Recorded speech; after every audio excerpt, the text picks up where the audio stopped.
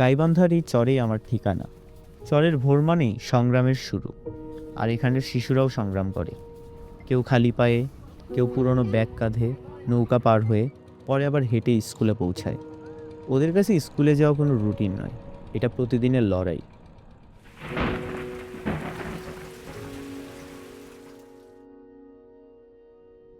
কাদা, বালি, ক্লান্তি সব কিছুর মাঝে ওরা হাসে, গল্প করে। কিন্তু সময়ের সাথে সাথে স্কুলের পথে ওদের পায়ের শব্দ হারিয়ে যায়। শুধু পড়ে থাকে ধুধু বালুর চর।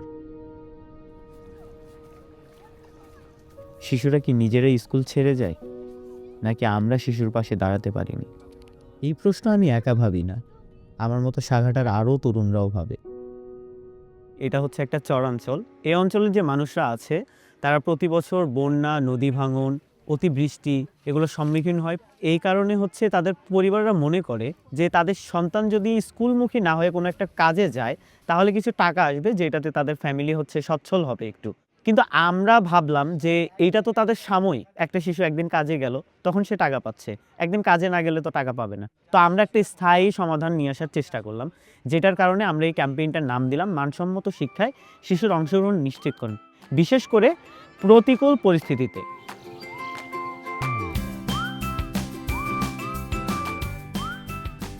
আমরা শিফটাররা মানসম্মত শিক্ষায় শিশুর অংশগ্রহণ নিশ্চিত করতে, সমাজের মানুষকে সচেতন করতে চরে গিয়ে গিয়ে উঠান বৈঠক করি।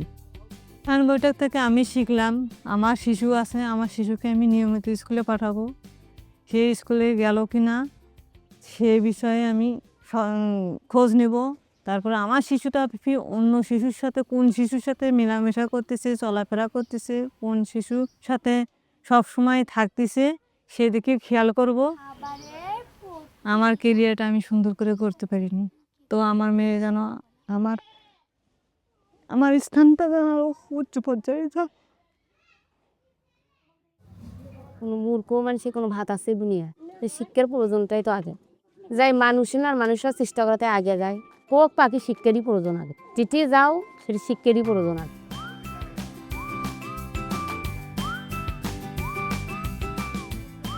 আমরা শিফটাররা স্কুলে যাই, শিক্ষকদের সঙ্গে আলোচনা করি, স্কুল ক্যাম্পেইন করি, স্কুলে কুইজ প্রতিযোগিতা করি। আমরা সব কিছু বোঝার চেষ্টা করি, কি করা সম্ভব, কি করা সম্ভব নয় তা খুঁজে বের করি। স্কুলে আসলে আমরা অনেক কিছু জানতে পারবো, জ্ঞান অর্জন করতে পারবো। যারা স্কুলে আসে না তাদের আমরা স্কুলে আসার জন্য উৎসাহিত করব। শিফটাররা যদি ক্যাচমেন্ট এরিয়ার মধ্যে ঘন ঘন প্রোগ্রাম দিয়ে এই কাজগুলো অভিভাবকদের থেকে উদ্বুদ্ধ করে, তাহলে আমার মনে হয় আরও উপস্থিতির হার বাড়বে, শিক্ষার গুণগত মানও বাড়বে।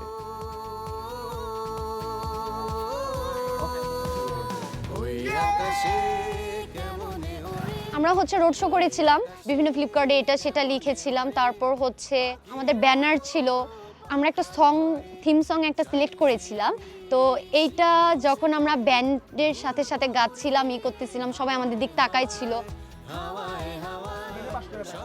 সব কিছু দিয়ে একটাই বার্তা, দুর্যোগ বন্যায় থামবো না আর, রোগবালাই যত আসুক মানব না হার। আমরা আগে ভাবতাম যে এই কাজ আমরা সফল করতে পারবো না, তবে মাঠ পর্যায়ে যখন আমরা গেছি কাজটা কিন্তু অনেক সহজেই আমরা সফল করতে পারছি। আমাদের এই শিফট ক্যাম্পেইন করার ফলে শিক্ষার যে একটা গুরুত্ব সেটা অভিভাবকরা বুঝতে পারছে, যার ফলে তারা তাদের সন্তানকে নিয়মিত স্কুলে পাঠাচ্ছে। ফার্স্ট প্রমাণ হচ্ছে আমার আপন কাকাতো ভাই, ওই জন্মে কোনোদিন স্কুলে যাওয়া মনে করেন পড়াশোনা করতো না, তা যেদিন থেকে কলম পুরস্কার দিচ্ছে ওই দিন থেকে আর একদিনও স্কুল মিস করে না। মানুষের মধ্যে অনেকে আগে বাল্যবিবাহ দিত, এখন আমাদের অভিভাবক মিটিং করার পরে দেখা যাচ্ছে বাল্যবিবাহ কমে গেছে। এখন তারা তাদের নিজেদের জায়গা থেকে সচেতন হয়েছে, অভিভাবকরা অভিভাবকদের জায়গা থেকে, শিক্ষার্থীরা তাদের জায়গা থেকে এবং শিক্ষকরা তাদের জায়গা থেকে। এই পরিবর্তনটা সাক্ষী আমরা নিজেরাই। আমরা একটু হলেও সমাজে আমরা এই চেঞ্জটা আনতে পারছি। আশা করা যায় আমাদের সাগাটা গাইবান্ধা আগায় যাবে।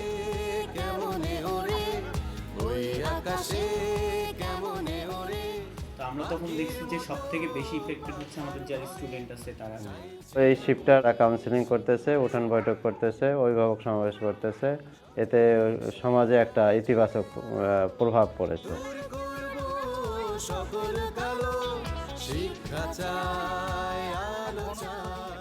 আর আমরা আমরাও বদলেছি। আগে যেমন সবার সঙ্গে মিশতে পারতাম না ঠিকভাবে, কথা বলতে অনেকবার আটকিয়ে যেতাম। তো ইন্ডে এসে আমি দেখতে পারতেছি যে আমার অনেকটা এই দিক দিয়ে লাভ হয়েছে। আমি কথা বলতে পারতেছি, সবার সঙ্গে ভালো করে কমিউনিকেট করতে পারতেছি। আমার চিন্তাধারাটার অনেক লেভেল আপ হয়েছে। শিশুদেরও বিকাশ হয়েছে, আমাদেরও বিকাশ হয়েছে। এই কাজ থামবে না। সঠিক শিক্ষায় জেলে আলো, দূর করব সকল কালো। শিক্ষা চাই, আলো চাই, সবার জন্য অধিকার। গর্ব দেশ, স্বপ্নে বেশ, তাই হোক শপথ সবার।